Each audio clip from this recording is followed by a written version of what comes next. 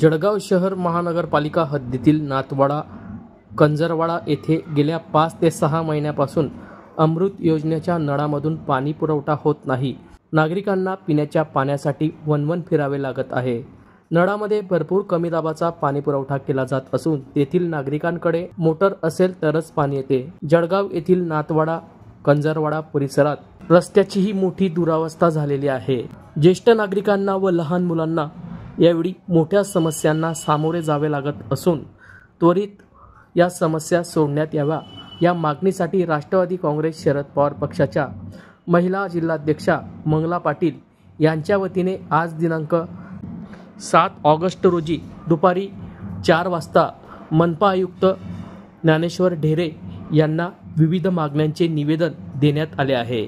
या प्रसंगी राष्ट्रवादीच्या महिला जिल्हाध्यक्षा मंगला पाटील, युवक जिल्हाध्यक्ष रिंकू चौधरी, रमेश बहारे यांच्यासह परिसरातील नागरिकांची यावेळी उपस्थिती होती। या संदर्भात राष्ट्रवादी शरद पवार पक्षाच्या महिला जिल्हाध्यक्षा मंगला पाटील नेमकं काय बोलले आहेत ते जाणून घेऊयात।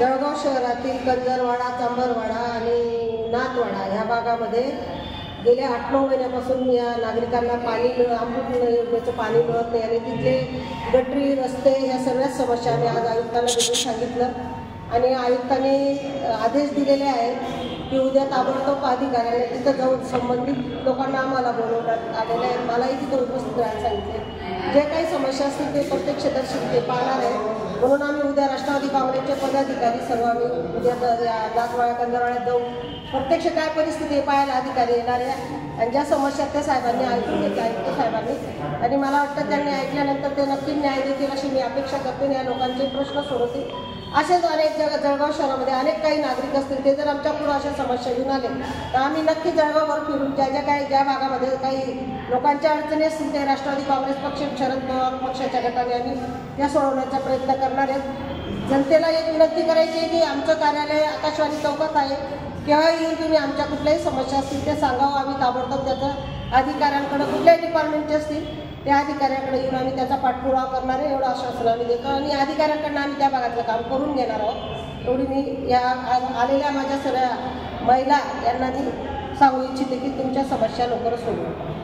नेमका तुम्हाला गेल्या 8 महिन्यापासून आम्ही नाथवाडा भैरवनाथ मंदिराकडे राहणारे नागरिक आम्हाला 8 महिन्यापासून पाण्याची एवढी समस्या करून दिली त्या लोकांनी की अक्षरशः आम्ही बादली, हंडे घेऊन सुद्धा लोकांच्या दारी घेऊन जाऊन पण पाणी भरायला लागले अशी त्यांनी आमची दुर्दशा करून टाकली अमृत योजनावाल्यांनी। गेल्या 8 महिन्यापासून माझ्या नळाला तर पाणीच येत नाही। दारापुढे त्यांनी रोड टाकला तर गटार माझ्या दारापुढे सोडून दिली।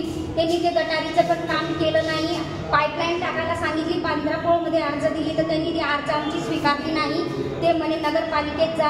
आता आम्ही या नगरपालिकेत आला, आता आम्हाला पाण्याची खूप समस्या आहे, या समस्येसाठी तुम्ही आमच्यासाठी काहीतरी करा का आम्हाला पाईपलाईन टाकून द्या आणि आम्हाला नळाचं अमृत योजनेचं पाण्याचं आमची समस्या दूर करा।